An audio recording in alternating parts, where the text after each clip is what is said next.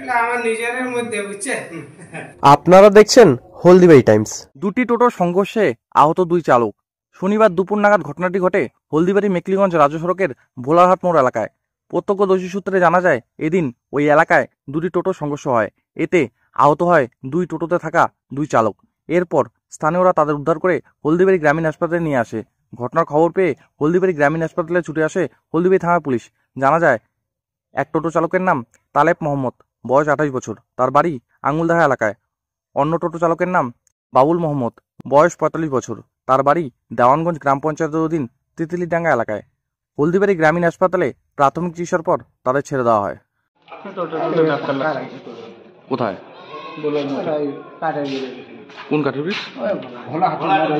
হাসি যে কাটে ওই জায়গায় কাঠের ব্রিজ ওখানে। আচ্ছা, মুখোমুখি সংঘর্ষ ছিল?